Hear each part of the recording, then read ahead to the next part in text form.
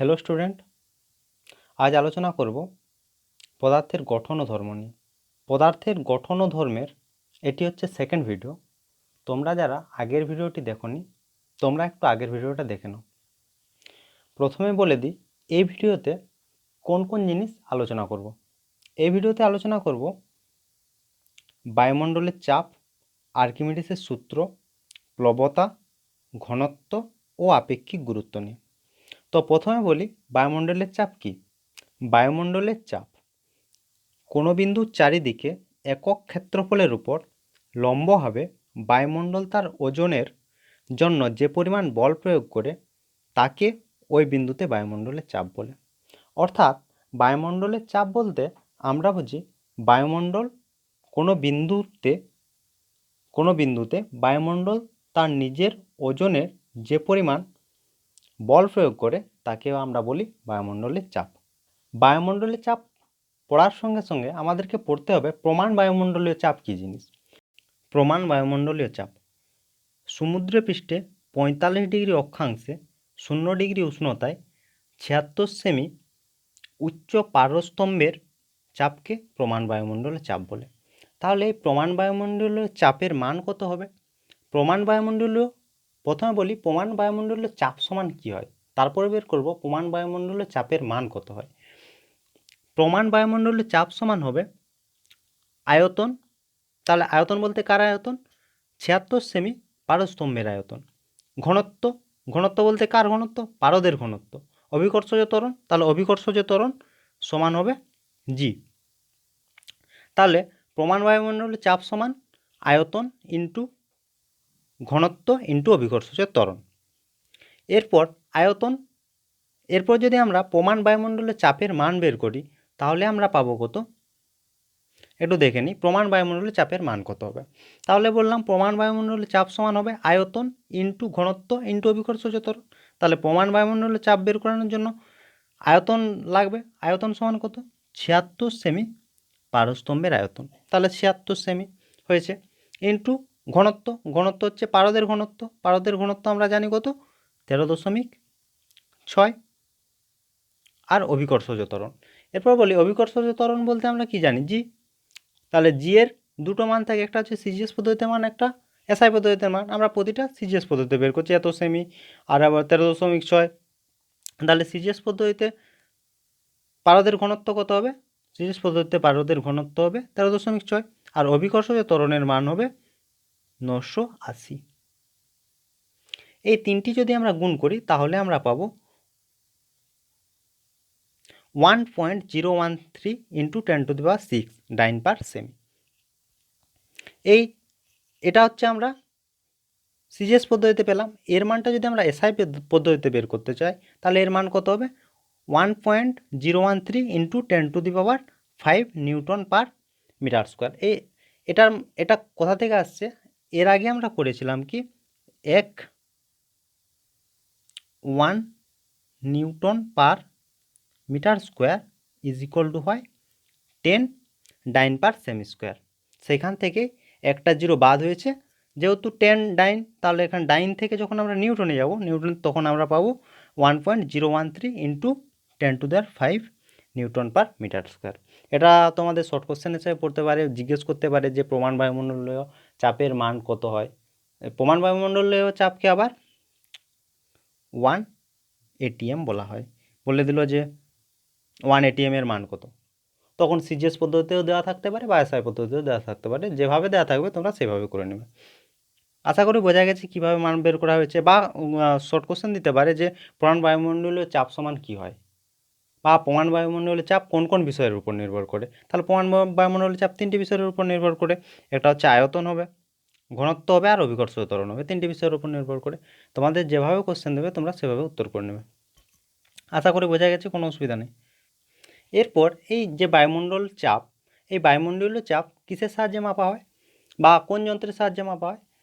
বায়ুমণ্ডলের চাপ যে যন্ত্রের সাহায্যে মাপা হয় সেটা হচ্ছে ব্যারোমিটার। তাহলে বা কোশ্চেন হতে পারে যে ব্যারোমিটার কি? তাহলে হচ্ছে যে যন্ত্রের সাহায্যে বায়ুমণ্ডলের চাপ মাপা হয় তাকে আমরা ব্যারোমিটার বলি। বর্তমানে 14 ব্যারোমিটার ব্যবহার করা হয় বায়ুমণ্ডলের চাপ মাপার জন্য।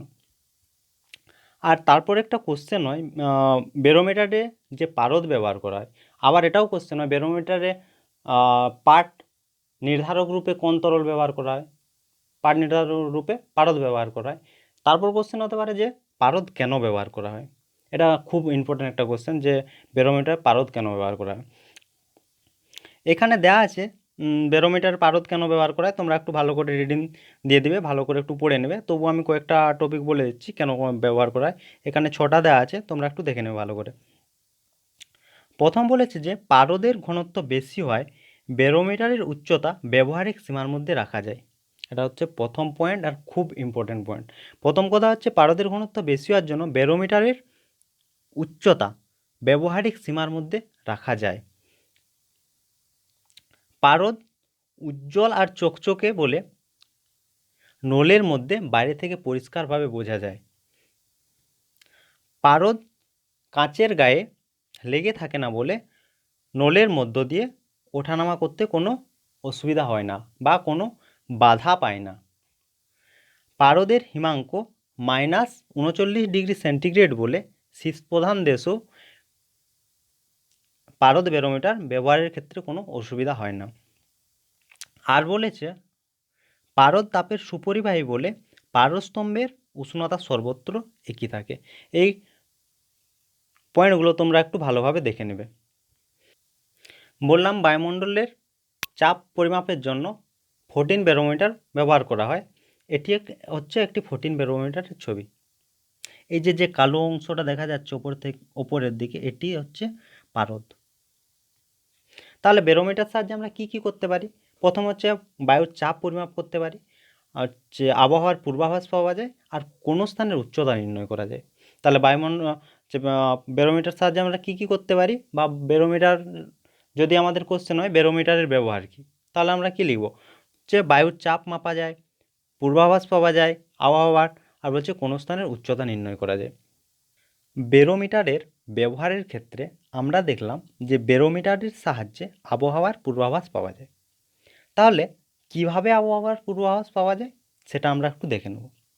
প্রথমেই বলি যে ব্যারোমিটারের যে পারদ ব্যবহার করা হয়, এই পারদের ওঠানামা কি বলতে কি বায়ুমণ্ডলের চাপের উপর নির্ভর করে। বায়ুমণ্ডলের চাপ যখন বেশি হয় তখন পারদ ধীরে ধীরে ওপরে উঠতে থাকে, আর বায়ুমণ্ডলের চাপ যখন কম হয় তখন পারদ ধীরে ধীরে নামতে থাকে। এটা তোমরা একটু ভালো করে বুঝে নাও। বায়ুমণ্ডলের চাপ যখন বেশি হয় তখন পারদ ওপরের দিকে ওঠে, বায়ুমণ্ডলের চাপ যখন কম হয় তখন পারদ নিচের দিকে নামতে থাকে। আশা করি বোঝা গেছে। এরপর তাহলে দেখা যাক কী হচ্ছে। যখন ব্যারোমিটারের পাঠ ধীরে ধীরে কমতে থাকে, তাহলে ব্যারোমিটার পাঠ ধীরে ধীরে কমছে বলতে পারদ ধীরে ধীরে নিচের দিয়ে নামতে থাকে। তাহলে এখান থেকে আমরা কি বুঝতে পারছি যে পারদ ধীরে ধীরে নিচের দিয়ে নামছে। আমি এর আগে বললাম যে পারদের ওঠানামা কার উপর নির্ভর করে? পিয়ের উপর নির্ভর করে বা বায়ুমণ্ডলের চাপের উপর নির্ভর করে। তাহলে নিচের দিকে নামছে, ধীরে ধীরে নিচের দিয়ে নামছে, এর মানে কি? এর মানে হচ্ছে পিয়ের মান ধীরে ধীরে কমছে। তাহলে পিয়ের মান কখন কমবে? যখন জলীয় বাষ্পের পরিমাণ বাড়তে থাকবে। তাহলে জলীয় বাষ্পের পরিমাণ বাড়তে থাকবে, তাহলে নিশ্চয়ই বৃষ্টি হওয়ার সম্ভাবনা থাকবে। পরিবেশে যখন জলীয় বাষ্পের পরিমাণ বাড়তে থাকে তখন বৃষ্টি হওয়ার সম্ভাবনা থাকে। জলীয় বাষ্প বায়ুর তুলনায় হালকা, হালকা হওয়ার জন্য পিয়ের মান কম হয়। তাহলে এখান থেকে আমরা কি বুঝতে পারলাম যে জলীয় বাষ্পের পরিমাণ যখন বাড়তে থাকে তখন পারস্তম্ভের যে পারদ থাকে সেটা ধীরে ধীরে নামতে থাকে, অর্থাৎ ব্যারোমিটারের পাঠ ধীরে ধীরে কমতে থাকে। তাহলে আমরা কি বলতে পারি? ব্যারোমিটারের পাঠ যখন ধীরে ধীরে কমতে থাকে তখন জলীয় বাষ্পের পরিমাণ বৃদ্ধি পায়, আর সেক্ষেত্রে বৃষ্টি হওয়ার সম্ভাবনা থাকে। পরিবেশের মধ্যে জলীয় বাষ্পের পরিমাণ বৃদ্ধি পেলেই তো বৃষ্টিপাত হবে, তাই না?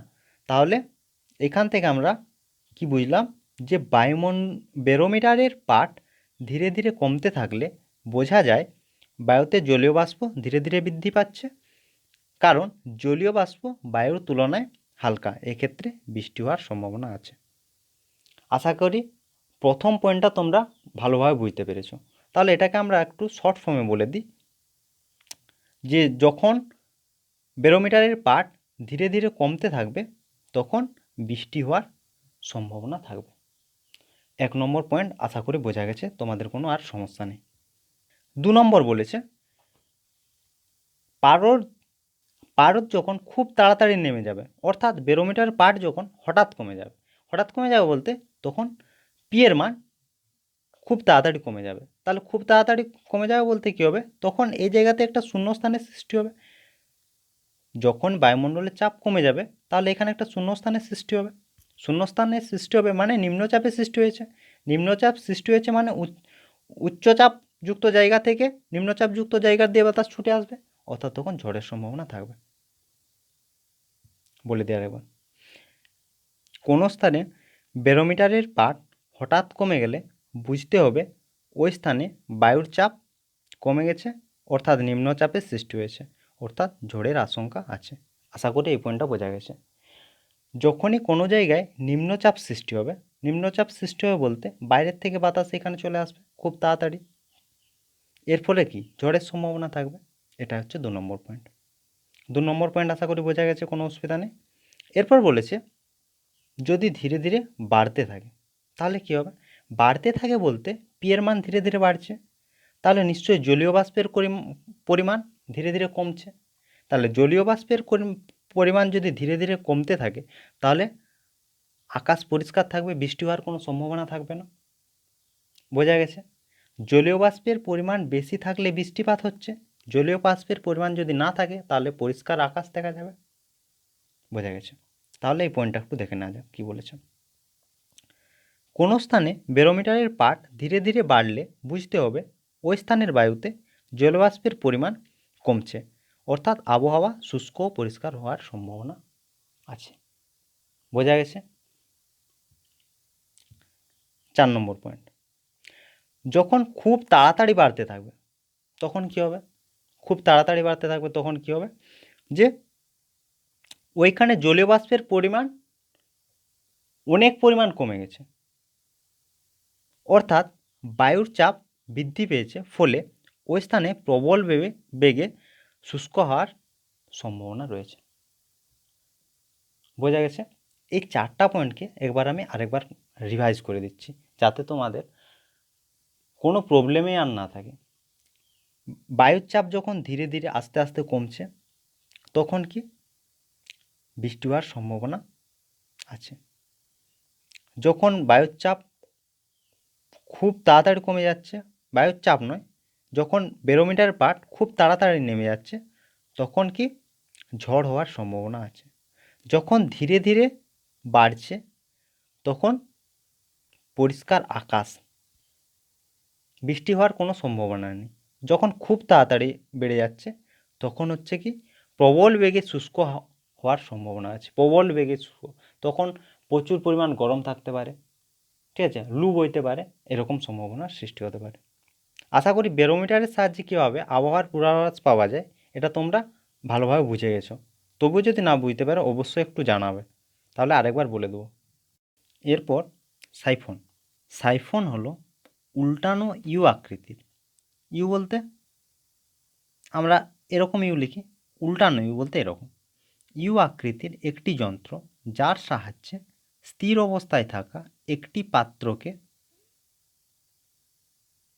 একটি পাত্রে তরলকে বায়ুমণ্ডলের চাপের সাহায্যে অন্য একটি অপেক্ষাকৃত নিচু পাত্রে স্থানান্তর করা যায়। তাহলে সাইফন কি তোমাদের একটু বুঝিয়ে দিচ্ছি যে এইখানে ধরো যে এইখানে একটা পাত্র আছে আর এইখানে একটা পাত্র আছে। সাইফন হচ্ছে যে এই পাত্র থেকে ইউ আকৃতি একটি যন্ত্রের সাহায্যে কি করা হচ্ছে, বায়ুমণ্ডলের চাপের উপস্থিতিতে বা বায়ুমণ্ডলের চাপের সাহায্যে এইখানে যে তরল থাকবে বা প্রবাহী থাকবে, বা প্রবাহী বললে আমরা আমাদের তরল আর গ্যাস দুটোই আসবে থাকবে, সেগুলোকে এই পাত্র থেকে এই পাত্রে স্থানান্তর করা যাবে। এটাই হচ্ছে সাইফন। তাহলে সাইফনের যদি আমরা ব্যবহার বলি, তাহলে সাইফনের সাহায্যে আমরা কি কি করতে পারি? বড় বড় ট্যাঙ্ক বা ড্রাম থেকে ডিজেল, পেট্রোল ইত্যাদি স্থানান্তরের জন্য সাইফন ব্যবহার করা হয়। তাহলে বোঝা গেছে সাইফন কী জিনিস। তাহলে সাইফনের সাহায্যে কি করা হচ্ছে, যে একটি পাত্রের তরলকে অপেক্ষাকৃত নিচুতে অবস্থিত আরেকটি পাত্রে তরলকে স্থানান্তর করা হচ্ছে। কার সাহায্যে? বায়ুমণ্ডলের চাপের সাহায্যে। আশা করি সাইফন বোঝা গেছে। এরপর আমরা দেখব আর্কিমিডিসের সূত্র। আর্কিমিডিসের সূত্র বলেছে, বা আর্কিমিডিসের নীতিতে বলা হয়েছে, কোনো বস্তুকে স্থির তরল বা গ্যাসীয় পদার্থে আংশিক বা সম্পূর্ণভাবে নিমজ্জিত করলে বস্তুটির ওজনের আপাত হ্রাস ঘটে এবং বস্তুর ওজনের ওই আপাত হ্রাস বস্তু কর্তৃক অপসারিত পরিবাহীর বলতে তরল বা গ্যাসের ওজনের সঙ্গে সমান হয়। তাহলে বোঝা গেছে কি বলতে চাইছে। একটু ভালো করে তোমাদেরকে বুঝিয়ে দিই। ধরে না হচ্ছে এইখানে একটা পাত্র আছে, এই পাত্রের মধ্যে প্রবাহী আছে, এই প্রবাহীর মধ্যে কোনো একটা বস্তুকে সম্পূর্ণ বা আংশিকভাবে নিমজ্জিত করা হচ্ছে। তাহলে বলেছে, আমরা যদি বাস্তব ক্ষেত্রে দেখি, যে কোনো একটা পাত্রের মধ্যে যদি তরল থাকে, সেই পাত্রের মধ্যে যদি কোনো একটা বস্তুকে ডোবানো হয়, তাহলে ওই বস্তুটি যে পরিমাণ ওই তরলের মধ্যে নিমজ্জিত হবে, সেই পরিমাণ তরল বাইরে বেরিয়ে যাবে। এখানেও একই রকম বলতে চাইছে। তাহলে নিশ্চয়ই বস্তুর ওজন কমবে। কেন কমবে? কারণ এই পরিমাণ তরল বাইরে বেরিয়ে যাচ্ছে। তাহলে যে পরিমাণ তরল বাইরে বেরিয়ে যাবে, সেই পরিমাণ ওজন ওই বস্তুর কমে যাবে। এটাই হচ্ছে আর্কিমিডিসের সূত্র। ঠিক আছে? তাহলে আর্কিমিডিসের নীতি কোন কোন ক্ষেত্রে আমরা ব্যবহার করি? যে কোনো আকারের কঠিন বস্তুর আকার নির্ণয়ের ক্ষেত্রে, বস্তুর ঘনত্ব নির্ণয়ের ক্ষেত্রে, আর যে সংকর ধাতুগুলো আমরা ব্যবহার করি, ওই সংকর ধাতুর ক্ষেত্রে মূল ধাতু পরিমাণ কত আছে তা নির্ণয়ের ক্ষেত্রে আমরা আর্কিমিডিসের নীতি ব্যবহার করি। আর কোনো বস্তু ফাঁপা না নিড়ে তা নির্ণয় করতে আমরা আর্কিমিডিসের সূত্র ব্যবহার করি বা আর্কিমিডিসের নীতি ব্যবহার করি। কোনো বস্তুর ঘনত্ব বা কোনো বস্তুর আয়তন কিভাবে নির্ণয় করা যায়, সেটি আমরা পরের ভিডিওতে দেখে নেব, যে কোনো বস্তুর ক্ষেত্রে আর্কিমিডিসের সূত্র ব্যবহার করে কোনো বস্তুর ঘনত্ব বা কোনো বস্তুর আয়তন কিভাবে নির্ণয় করা যায়। ঠিক আছে? আশা করি বোঝা গেছে আর্কিমিডিসের সূত্র, আর আর্কিমিডিসের সূত্র কোন কোন ক্ষেত্রে ব্যবহার করা হয়। ঠিক আছে? এরপরে দেখা নেওয়া যাক। এরপর আসছি প্লবতা কী জিনিস। প্লবতা বলতে কি, যে স্থির তরল বা গ্যাসের মধ্যে অদ্রাব্য কোনো বস্তুকে আংশিক বা সম্পূর্ণ নিমজ্জিত করলে ওই বস্তুর উপর তরল বা গ্যাস যে ঊর্ধ্বমুখী বল প্রয়োগ করে তাকে প্লবতা বলে। তাহলে প্লবতা বোঝা গেছে, যে কোনো বস্তুকে যদি আমরা, আচ্ছা ঠিক আছে, আগে একটু দেখে নিই যে প্লবতা কোন কোন বিষয়ের উপর নির্ভর করে, তারপর আমরা প্লবতার আর্কিমিডিসের সূত্র দুটোকে একসঙ্গে আবার একবার বুঝিয়ে দেবো। ঠিক আছে? তাহলে প্রবতা কোন কোন বিষয়ের উপর নির্ভর করে, বা প্রবতার রাশিমালা যদি বলে তাহলে কি হবে একটু দেখে নিচ্ছি। প্রবতা কোন কোন বিষয়ের উপর নির্ভর করে? প্রবতা নির্ভর করে প্রবাহের ঘনত্বের উপর, অভিকর্ষজ ত্বরণের উপর, আর বস্তুর নিমজ্জিত অংশের আয়তনের উপর নির্ভর করে। বোঝা গেছে? তাহলে প্রবতা নির্ভর করে প্রবাহের ঘনত্বের উপর, অভিকর্ষজ ত্বরণের উপর, বস্তুর নিমজ্জিত অংশের আয়তনের উপর।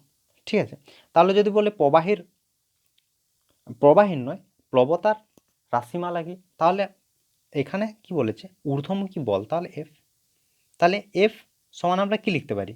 এফ সমান আমরা লিখতে পারি, প্রথমে বলেছে ঘনত্ব সমান রো, তারপর বলেছে অভিকর্ষজ ত্বরণ। অভিকর্ষজ ত্বরণ যদি বলি তাহলে আমরা জি। আর বলেছে আয়তন, আয়তন বলতে ভি। বোঝা গেছে তাহলে এফ এর রাশিমালা কি, রো ভিজি, বা আমরা যেভাবে বলতে পারি ভি জি রো। ঠিক আছে, এরপর যেটা বলছিলাম যে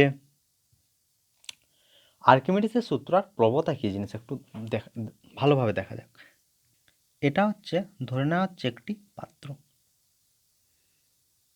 এই পাত্রের মধ্যে আমি তরল দিয়েই তোমাদেরকে বোঝাচ্ছি। ঠিক আছে, গ্যাসের ক্ষেত্রেও একই জিনিসটাই ঘটে, আমি তরল দিয়ে তোমাদেরকে বোঝাচ্ছি। এখানে এতদূর পর্যন্ত ধরে নেওয়া হচ্ছে যে তরলে ভর্তি আছে। ঠিক আছে, এই বস্তুটাকে ডোবানো হচ্ছে, এই বস্তুটা যে তরল দেওয়া আছে তার এতদূর পর্যন্ত নিমজ্জিত হয়ে গেছে বা ডুবে গেছে ধরে নিচ্ছি। তাহলে নিশ্চয়ই এই পরিমাণ তরল বাইরে বেরিয়ে আসবে। বোঝা গেছে, এই যে সবুজ কালার করে দিয়েছে, এই পরিমাণ তরল বাইরে বেরিয়ে আসবে। যখন এই বস্তুটাকে এই তরলের মধ্যে ডোবানো হচ্ছে তাহলে তরল একটা নিশ্চয়ই বল ওপর দিয়ে বল প্রয়োগ করে। আমরা যখন কোনো পাত্রের মধ্যে আমরা যদি বল ডোবানোর চেষ্টা করি তাহলে তরলের মধ্যে যখনই ডোবাই তখন মনে হয় যে কিছু একটা জিনিস ওপর দিকে বল প্রয়োগ করছে। ওই বলটা হচ্ছে তরল, তরল যে পদার্থটা আছে সেই পদার্থই হচ্ছে ওপর দিয়ে একটা বল প্রয়োগ করছে। এই যে পরিমাণ বল ওপর দিয়ে প্রয়োগ করছে ওটাই হচ্ছে প্লবতা। বোঝা গেছে প্লবতা কী জিনিস। এরপর বলেছে আর্কিমিডিসের সূত্রে বলেছে যে যদি কোনো তরলের মধ্যে ডোবানো হয় তাহলে ওই বস্তুর ওজন কিছু পরিমাণ হ্রাস পাচ্ছে। তাহলে ওই যে পরিমাণ বস্তু হ্রাস পাচ্ছে, ওই হ্রাস পাওয়া কত পরিমাণ হ্রাস পাচ্ছে তার পরিমাণটা হচ্ছে এই যত পরিমাণ বাইরে বেরিয়ে যাচ্ছে তরল তার ওজনের সমান। তাহলে কোনো বস্তুর যে পরিমাণ ওজন হ্রাস পাচ্ছে তার পরিমাণ কি, যে পরিমাণ তরল বাইরে বেরিয়ে যাচ্ছে তার ওজনটা হচ্ছে ওই বস্তুর অত পরিমাণ ওজন হ্রাস পাচ্ছে। আশা করি প্লবতা আর আর্কিমিডিসের সূত্র এখান থেকে বোঝা গেছে, কোনো সমস্যা নেই। এরপর হচ্ছে ভাসমান বস্তুর সাম্যের শর্ত কী কী। তাহলে ভাসমান বস্তুর সাম্যের শর্ত বলতে তাহলে সাম্য কোন কোন বিষয়ের উপর নির্ভর, কোন কোন বিষয় না কোন কোন শর্তের উপর সাম্য নির্ভরশীল। তাহলে প্রথমে হচ্ছে ভাসনের শর্তের উপর নির্ভরশীল আর সাম্যের শর্তের উপর নির্ভরশীল। ভাসনের শর্তের ক্ষেত্রে কি বলেছে, ভাসমান বস্তুর ওজন অবশ্যই, ভাসমান বস্তুর ওজন অবশ্যই বস্তু কর্তৃক অপসারিত তরলের ওজনের সঙ্গে সমান হবে। এটা হচ্ছে ভাসনের শর্ত। তাহলে ভাসনের শর্ত কি পড়লাম, ভাসমান বস্তুর ওজন অবশ্যই বস্তু কর্তৃক অপসারিত তরলের ওজনের সঙ্গে সমান হবে। এরপর বলছে সাম্যের শর্ত। সাম্যের শর্ত কি হবে, সাম্যের শর্ত বলেছে বস্তুর ভরকেন্দ্র ও প্লবতা কেন্দ্র অবশ্যই একই উলম্ব রেখার উপর অবস্থিত হবে। মানে কি, এটা তোমাদেরকে একটু বুঝিয়ে দিই যে এটা কি বলতে চাইছে। এটা ধরে নেওয়া হচ্ছে পাত্র, এই পাত্রের মধ্যে এখানে তরল আছে, তরল গ্যাস। আমরা সবসময় হচ্ছে প্রবাহী যেহেতু বলছি, প্রবাহী বললে অবশ্যই তরল গ্যাস দুটোই হবে, আমি তরলের ক্ষেত্রে বলছি। এখানে একটা বস্তু আছে, ঠিক আছে। আমরা জানি বস্তুর একটা নির্দিষ্ট বস্তুর ওজন একটা নির্দিষ্ট বিন্দুতে কাজ করে। বস্তুর ওজন আমরা ধরে নিলাম এই যে বিন্দু দিয়ে কাজ করে সেটাকে বলা হচ্ছে ভরকেন্দ্র। ঠিক আছে, এই ভরকেন্দ্র ধরে নিলাম এটা ভরকেন্দ্র। আর এই ভরকেন্দ্র বরাবরই যদি প্লবতা কাজ করে, মানে এই বরাবর তার ভরকেন্দ্র কাজ করছে, প্লবতাও এই বরাবর যদি কাজ করে, মানে তাহলে এটা একটা একই সরলরেখায় অবস্থিত হচ্ছে। এখানেও ভরকেন্দ্র আছে এই সরলরেখার মধ্যে, আবার প্লবতা কেন্দ্রও আছে এই সরলরেখার মধ্যে। এই যে তার জন্যই বলেছে বস্তুর ভরকেন্দ্র ও প্লবতা কেন্দ্র অবশ্যই একই উলম্ব রেখায় অবস্থিত হতে হবে। তাহলে সাম্য থাকবে তখনই যদি ভরকেন্দ্র আর প্লবতা কেন্দ্র একই সরলরেখায় অবস্থিত হয়, তাহলে সেটাই হবে সাম্যের শর্ত। বোঝা গেছে সাম্যের শর্ত কি? ঠিক আছে, তাহলে এরপর ঘনত্ব। ঘনত্ব কি, ঘনত্ব আমরা অনেকবার পড়েছি, অনেকবার আলোচনা করেছি, প্রতিটা জায়গায় ঘনত্ব আমাদের কাজে লাগছে। ঘনত্ব বলেছে কোনো পদার্থের একক আয়তনের ভরকে তার ঘনত্ব বলে। তাহলে ঘনত্বকে আমরা ডি অক্ষর দ্বারা প্রকাশ করি, D equal to M by V. ঠিক আছে, D equal to M by V. এরপর বলি, আমি বলেছিলাম যে কোনো রাশির ক্ষেত্রে আমাদের তিনটে জিনিস মনে রাখতে হবে। প্রথম হচ্ছে রাশিটা কোন রাশি, বা স্কেলার রাশি না ভেক্টর রাশি। তাহলে ঘনত্ব কি, ঘনত্বর ক্ষেত্রে হচ্ছে ঘনত্ব হচ্ছে স্কেলার রাশি। তা আচ্ছা, স্কেলার রাশি বলার আগে একটু জিনিস বলে রাখি যে ঘনত্ব কি কি নিয়ে তৈরি হচ্ছে, বস্তুর ভর আর বস্তুর আয়তন। এরপরে যদি বলি বস্তুর ভর কি, ভর হচ্ছে স্কেলার রাশি, আয়তনও তো স্কেলার রাশি। তাহলে আয়তন আর ভর যদি স্কেলার রাশি হয় তাহলে অবশ্যই ঘনত্ব স্কেলার রাশি। তাহলে হচ্ছে রাশি, রাশি কি, ঘনত্ব হচ্ছে স্কেলার রাশি। এরপর বলছে একক, একক। তাহলে একক বলতে আমরা পড়লাম কি, D equal to M by V, M by V. এরপর আমি বলেছিলাম যে মুখস্থ না করতে, তাহলে ডি সমান এম বাই ভি যদি হয় তাহলে একক, আমরা ছোট একক এম এর একক পড়েছি। এম সিজিএস পদ্ধতিতে এম এর একক কি, সিজিএস পদ্ধতি এম বলতে কি ভর, আর ভি বলতে আয়তন। তাহলে সিজিএস পদ্ধতিতে এম এর একক হচ্ছে গ্রাম, তাহলে গ্রাম, আর বাই বলতে বাই, আর হচ্ছে ঘনত্ব বলতে, ঘনত্বের একক কি, ঘনত্ব হচ্ছে সেমি, তার কিউ, তার জন্য লেখা আছে ঘন সেমি। তাহলে সিজিএস পদ্ধতিতে ঘনত্বের একক হচ্ছে গ্রাম পার ঘন সেমি। তাহলে একই রকমভাবে এসআই পদ্ধতিতে কী হবে, এসআই পদ্ধতিতে এম এর একক কি, এম এর একক হচ্ছে কিগ্রা, আর হচ্ছে এটা হচ্ছে ঘনমিটার। তাহলে এখান থেকে পাবো এসআই পদ্ধতিতে কিগ্রা পার ঘনমিটার। ঠিক আছে, এরপর আমরা পেয়েছি রাশি তো পেয়ে গেলাম, স্কেলার রাশি। এরপর হচ্ছে মাত্রা, মাত্রা, মাত্রা হচ্ছে D equal to M by V. M এর মাত্রা কি, এম এর মাত্রা আমরা এম, আর ভি সমান কি এল এর কিউব। তাহলে এলটা যদি উপরে উঠে যায়, এল এর কিউব উপরে উঠে গেলে পাবো এম এল টু দি পাওয়ার -3। তাহলে আমরা পেয়ে গেলাম ঘনত্বের মাত্রা।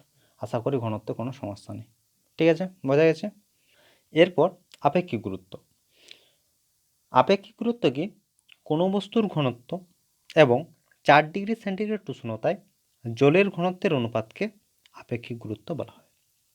ঠিক আছে, তাহলে যদি আমরা আপেক্ষিক গুরুত্বকে এস, আর হচ্ছে কোনো বস্তুর ঘনত্বকে আমরা ডি অক্ষর দ্বারা প্রকাশ করি, আবার জলের ঘনত্ব যদি আমরা S0 ধরি, তাহলে এখান থেকে আমরা বলতে পারবো যে আপেক্ষিক গুরুত্ব আর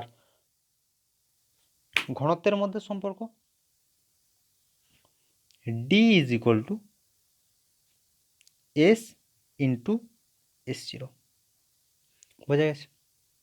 এই সম্পর্ক থেকে আমরা পাবো সিজিএস আর এসআই পদ্ধতিতে ঘনত্ব ও আপেক্ষিক গুরুত্বের মধ্যে সম্পর্ক কীরকম। বোঝা গেছে। সিজিএস পদ্ধতিতে আমরা জানি জলের ঘনত্ব কত, সিজিএস পদ্ধতিতে জলের ঘনত্ব 4 ডিগ্রি সেন্টিগ্রেড, সিজিএস পদ্ধতিতে 4 ডিগ্রি সেন্টিগ্রেডের জলের ঘনত্ব 1 গ্রাম পার সিসি বলতে সেমি কিউব। বোঝা গেছে। তাহলে সিজিএস পদ্ধতিতে জলের ঘনত্ব, এখানে জলের ঘনত্বকে আমরা কি ধরেছিলাম, এস ধরেছিলাম, এটার মান কত হচ্ছে 1। তাহলে সিজিএস পদ্ধতিতে জলের ঘনত্ব যদি 1 হয়ে যায় তাহলে আপেক্ষিক গুরুত্ব ইজ ইকুয়াল টু কোনো বস্তুর ঘনত্ব।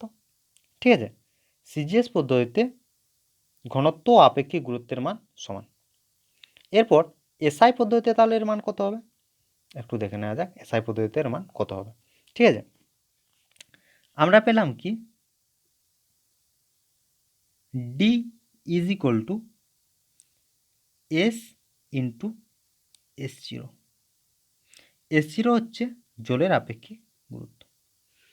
সিজিএস পদ্ধতিতে জলের আপেক্ষিক গুরুত্ব হচ্ছে, সিজিএস পদ্ধতিতে জলের আপেক্ষিক গুরুত্ব 4 ডিগ্রি সেন্টিগ্রেড, অবশ্যই 4 ডিগ্রি সেন্টিগ্রেডে 1 গ্রাম পার সেমি কিউব।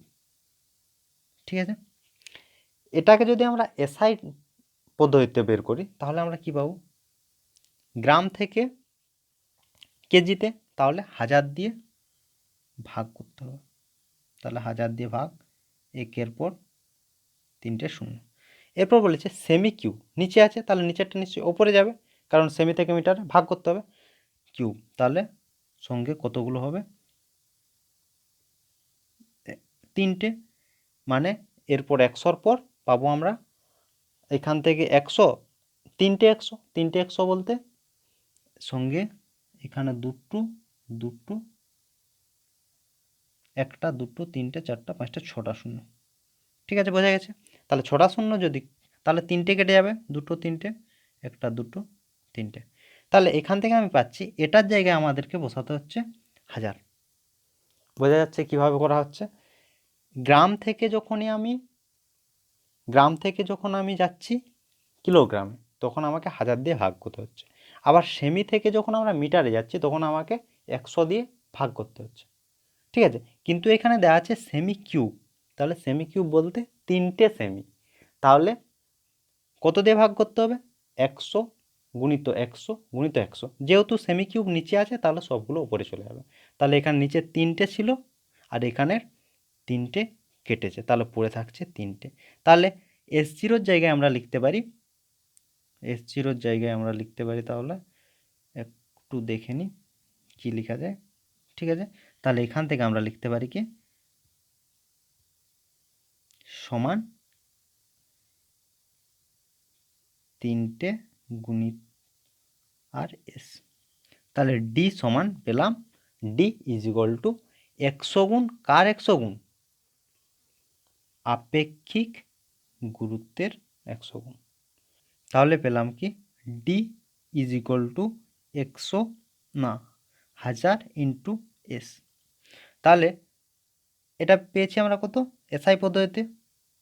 ঠিক আছে, তাহলে এসআই পদ্ধতিতে ঘনত্বের মান আপেক্ষিক ঘনত্বের মানে 100 গুণ। আশা করি বোঝা গেছে। আপেক্ষিক গুরুত্ব বোঝা গেছে, ঘনত্ব ও আপেক্ষিক গুরুত্বের মধ্যে সম্পর্ক বোঝা গেছে। আর এসআই সম্পর্ক বলতে আমরা এসআই পদ্ধতিতে আর সিজিএস পদ্ধতি দুটোর ক্ষেত্রে তোমাদের বলে দিলাম। সিজিএস পদ্ধতিতে দুটোর মানই সমান বলতে আপেক্ষিক গুরুত্ব আর ঘনত্ব দুটো সমান। আর এসআই পদ্ধতিতে হচ্ছে সিজিএস পদ্ধতিতে সমান আর এসআই পদ্ধতিতে ঘনত্ব আপেক্ষিক গুরুত্বের কত? 100 গুণ। 100 গুণ, অর্থাৎ আপেক্ষিক গুরুত্বের সঙ্গে যদি 100 গুণ নয়, 1000 গুণ। আপেক্ষিক গুরুত্বের সঙ্গে যদি 1000 গুণ করা হয় তাহলে আমরা তার ঘনত্ব পাবো। আশা করি বোঝা গেছে। কোনো যদি ডাউট থাকে অবশ্যই কমেন্টে জানাবে, যেটা আমরা বুঝতে পারিনি বলে অবশ্যই তোমাদের বলে দেবো। ঠিক আছে, তো আজ এই পর্যন্তই। Bye bye.